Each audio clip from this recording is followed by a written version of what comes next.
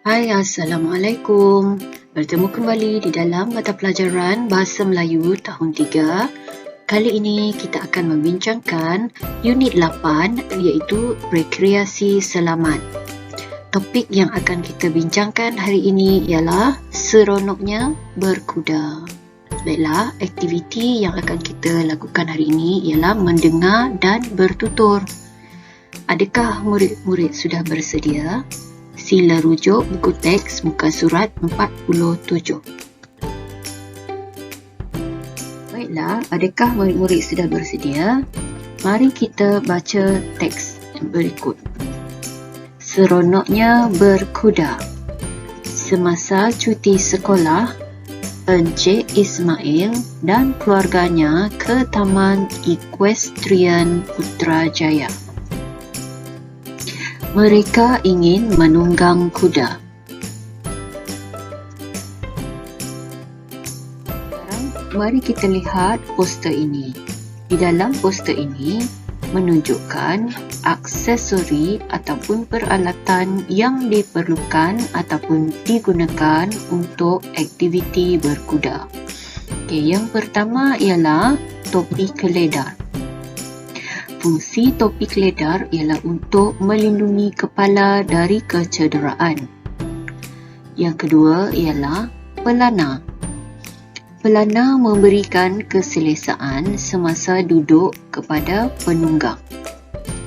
Seterusnya ialah tali kekang yang digunakan untuk mengawal pergerakan kuda semasa menunggang. Dan aksesori yang terakhir ialah kasut bot. Fungsinya ialah untuk melindungi kaki dan buku lali. Nasri, baca poster ini. Selepas itu, kamu dan Nabila pilih topi keledar yang sesuai dengan saiz kepala. Baiklah, ayah. Adik, pilih topi keledar yang sesuai dengan saiz kepala adik. Topi keledar ini dapat melindungi kepala adik daripada kecederaan. Adik juga perlu memakai kasut bot yang disediakan kerana kasut bot dapat melindungi kaki dan buku lali. Selain itu, kita perlu memegang tali kekang untuk mengawal pergerakan kuda. Kita juga perlu duduk di atas pelana supaya berasa selesa semasa menunggang kuda. Baiklah, abang. Terima kasih.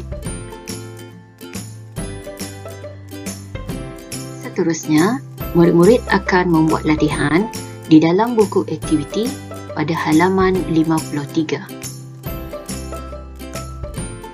Aktiviti yang perlu murid lakukan ialah lengkapkan dialog, kemudian tuturkannya. Untuk itu, murid-murid perlu membaca peraturan gelanggang. Yang pertama, pengunjung diwajibkan memakai peralatan keselamatan yang lengkap ketika bermain. 2. Kanak-kanak berumur 8 tahun ke bawah perlu ditemani oleh ibu bapa. 3. Gunakan kemudahan yang disediakan secara berhemah. 4. Segala risiko ialah tanggungjawab sendiri.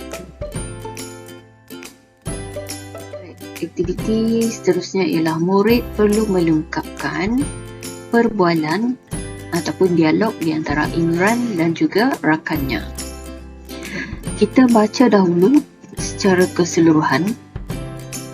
Imran, ada pengunjung yang tidak mematuhi peraturan gelanggang itu. Pada pendapat kamu, apakah yang patut kita lakukan? Pada pendapat saya, mengapakah kamu berkata sedemikian? Saya berkata sedemikian kerana...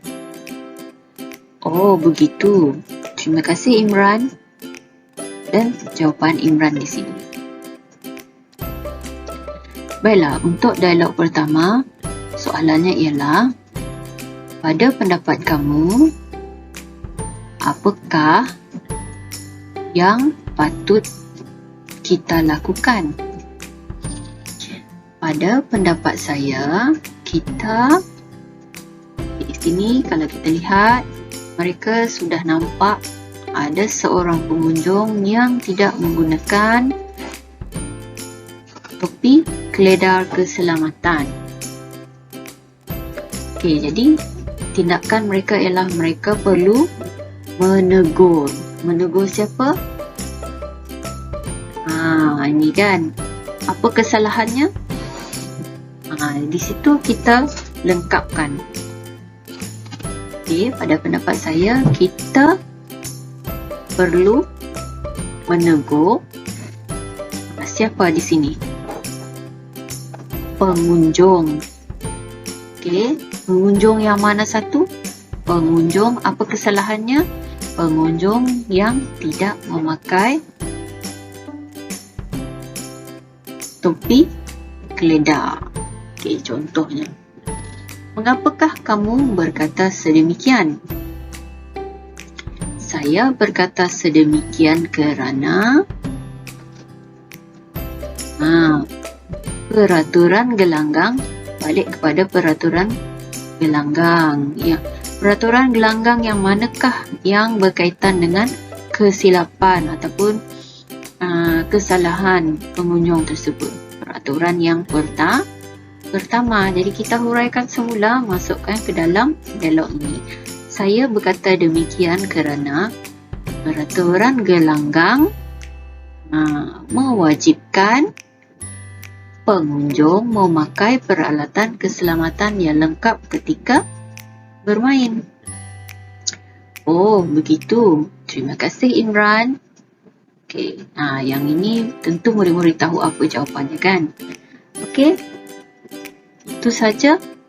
Diharap murid-murid dapat melengkapkan dialog berikut. Baiklah, sampai di sini saja pembelajaran kita pada hari ini. Diharap panduan yang cikgu beri tadi dapat membantu murid menyiapkan tugasan pada muka surat 53. Selamat mencuba dan jumpa lagi.